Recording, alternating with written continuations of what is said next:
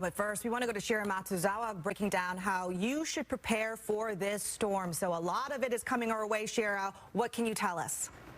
From homeowners to arborists and power companies, they're all watching those weather reports right now as we brace for tomorrow's high winds and the potential damage that could come with it.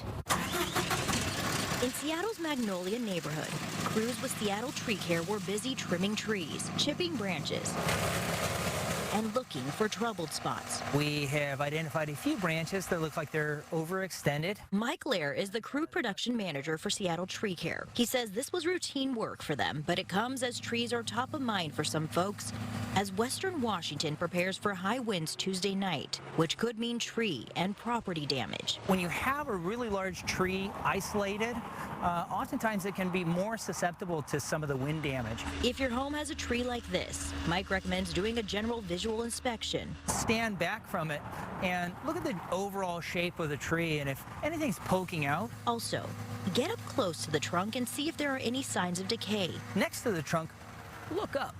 And if you see any broken branches or any brown patches, that'd be an indication that you've either got some wind damage, some storm damage. He adds, look at the roots.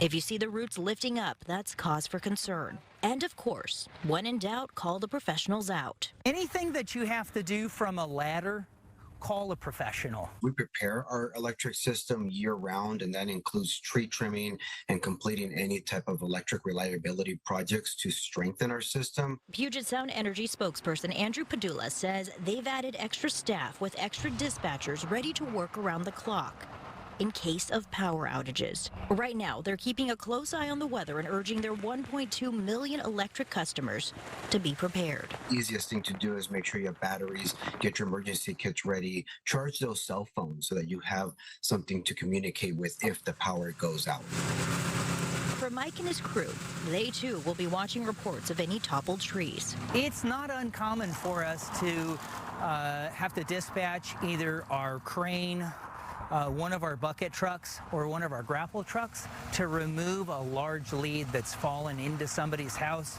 over their driveway. And the Washington Emergency Management, along with PSC, recommends having those emergency kits on hand. PSC also urges everyone to download their app to track and report any power outages. In Seattle, Shira Matsuzawa, Fox 13 News.